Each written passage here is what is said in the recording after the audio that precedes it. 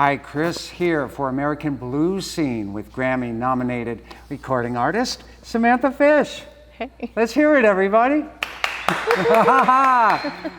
Samantha, thank you so much for being here with us today. Thank you. Thank you for having me. Yeah, thank you so much again. We have some questions. Do you mind answering? Do it. For your fans. Yes. Durable David would like to know, you've talked about making a live album this year. When, if you do, we recorded from a show especially devoted to creating a live recording? And if so, how the heck can he get a ticket to that? Well, the truth is we've already recorded so many shows, so we're in the process of figuring out, which show, how to put it together.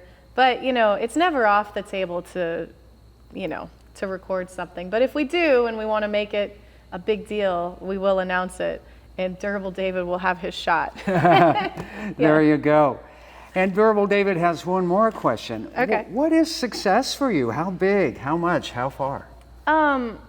It's funny. Like I think about that a lot because I think you have to check in with yourself because we're constantly redefining the parameters of what success is. And I know if I checked in with myself at like 16 right now, like 16-year-old Samantha, and I saw what I was doing, I'd be like pretty blown away that I was able to do this at this point, to this point, But I think the further you go, the goalposts are always moving a little bit.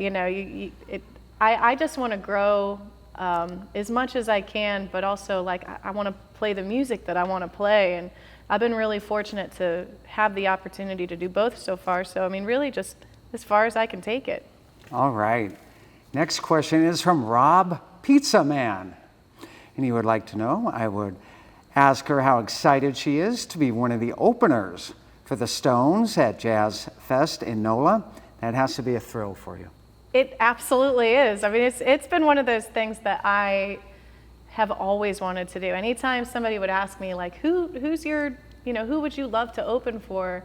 They are always like one of the top bands. I mean, one of my favorite bands, one of the most inspiring bands to me. And so to get the opportunity to go and on that stage, which is very special to me as well, JazzFest in New Orleans, it's a really big deal. So, it's, to answer the question, it's massive. All right. Next questions are from American Blues Scene. All right. Vince Taylor's Brand New Cadillac was also given a memorable rendition by The Clash on London Calling. Yeah. Your performance of this 50s rockabilly classic alongside Jesse Dayton on Death Wish Blues absolutely blew us away. Are there any other car-inspired tunes that hold a special place in your heart? Oh man, are you talking about like the songs that Jesse and I recorded together, like did you say co-inspired? No, I think, are there any other car-inspired tunes? Oh, car-inspired, I'm sorry. Oh yeah, we talked about, we were running through a great list of songs earlier. I think The Passenger is a great song, Iggy Pop. All right. But I don't know. I mean, I'm trying to think if I've even written songs about. I've written songs about the road, but nothing specifically about a car. But I might have to delve into that after this experience here with these cars. Could be a good inspiration right behind you. Yeah. A Plum Crazy Challenge. There you go. Jesus. Let's talk a little bit about the blues. Okay. What regional blues style do you find yourself most akin to? Delta, Chicago? I feel like because of where I started as a musician, I started playing drums when I was 13, and I picked up the guitar at 15, and that was the same time I started singing. The kind of blues that really spoke to me and really got me very I was like totally all in, was probably North Mississippi, like that kind of Fat Possum roster. It mixed enough edge, which I think kind of talked to the rock and roll kid inside of me, this kind of edgy, grungy blues, but it also something very oriented around the drums and the groove. And so it kind of hit me in two different ways. And I love how the guitar licks kind of put people into a trance. I think it's that's probably my favorite, if I could call a favorite style of blues. I mean, I listen to everything as much as I possibly can, but blue, like I love Delta, I love that kind of rock and roll edged North Mississippi thing. And coming from Kansas City, I'm sure you've had a dose or two of some Kansas City blues. Absolutely. Well, I mean, I think Kansas City is definitely, like, plays a massive part in who I am today as an artist, because, you know, I came up listening to the radio, so I liked classic rock, and I found all my favorite guitar players were really into blues, and I started just kind of devouring all these different blues records and getting really into it. But Kansas City, you know, when I wanted to go out and cut my teeth and play with other people, I had to go, you know, kind of in the scene, and it's such a jazz and blues town. So if you were going to sit in with anybody, you had to figure out something within that vein, you know, you had to kind of carry on the traditions. So I got really accustomed to going out and playing with people in, you know, this certain style, and it just, everything led me down this path. All right. May you name a living blues artist who you think is incredible? Buddy Guy. All right. 100%. I mean, he's the best, right? He's amazing. He's absolutely the best. Talk about like emoting with the guitar and having a conversation.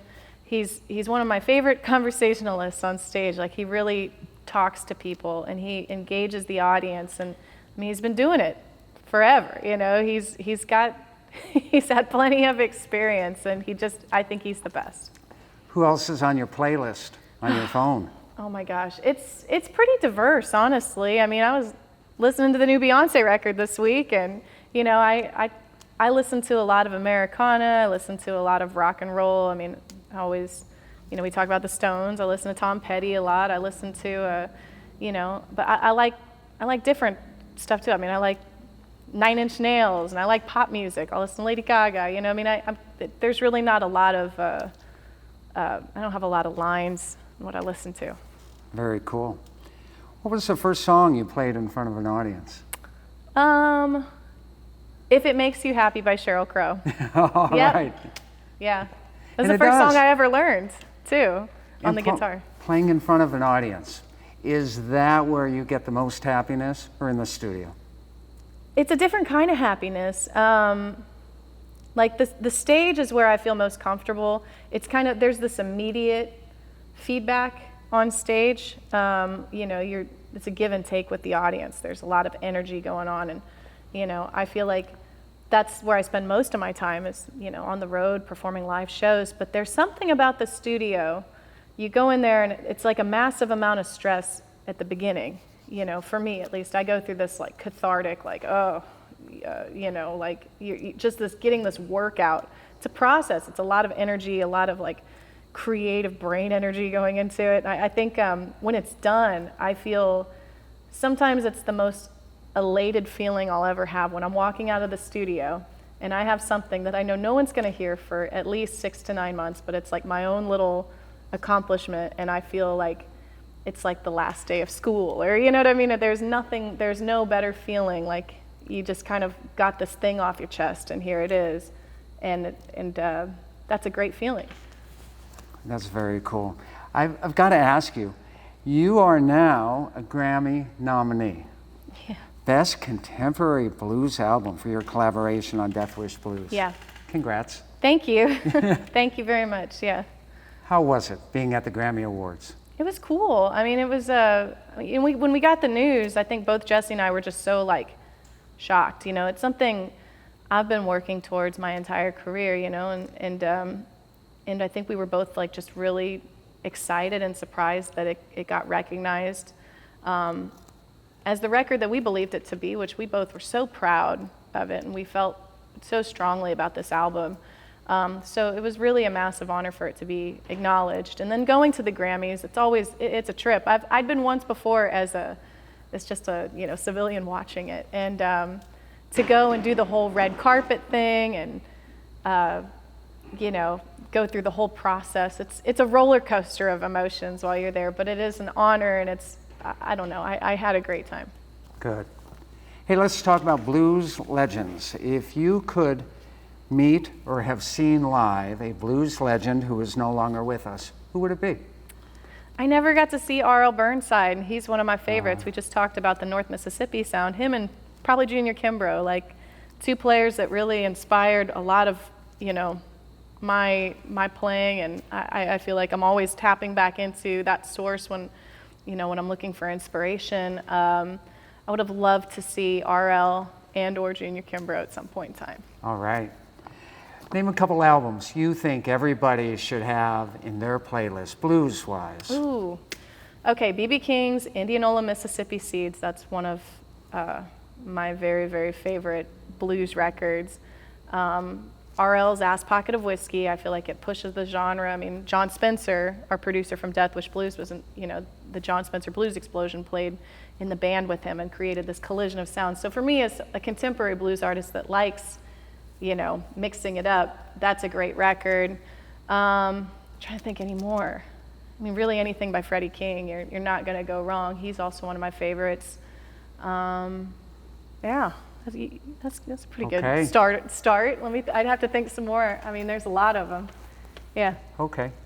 Tell me about your live show. Do you have a pre-show ritual Yes. to get in that zone? Yeah, absolutely. Tell us.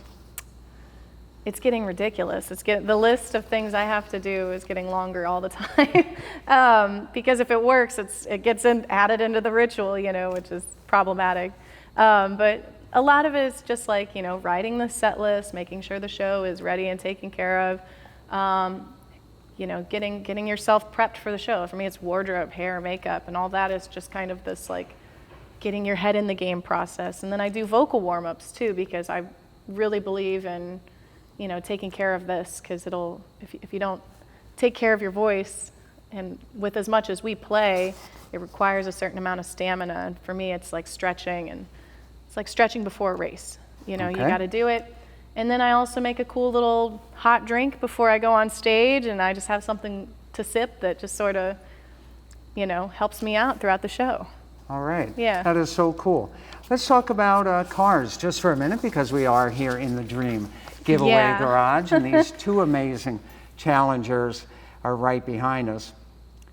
If you could drive one of these to your next gig, which one would it be? Well, I'd take the classic one. All right. Of course I would. Right. I mean, nothing against, the new one is beautiful, and I have driven Challengers before, and they're sick. But I would really enjoy the classic car, And that 440 six-pack big block? Sure. And that pistol grip? Yeah. I can see you behind the wheel. Yeah, I could see it too. I could see it too. That is so cool. And speaking of cars, do you have a favorite car you've always wanted to own, or you've already owned, or that you currently own? There you go. Right there, Challenger. Plum Crazy. Yeah, Plum Crazy is great. I mean, honestly, I am a fan of these cars. Like I love Dodges. I love, I dig the whole vibe and the look. It beats a van. But I do love these cars. That's so cool. Yeah. And one person is going to win both of these, plus this really cool guitar signed by you. Yeah, I'd say it's a pretty good situation, You should definitely enter this. Well, special thanks to American Blues Scene and to Dream Giveaway for bringing you in today to the Dream Giveaway Garage. Samanthafish, it's always a pleasure. Thank you so much. Thank you. Thank you.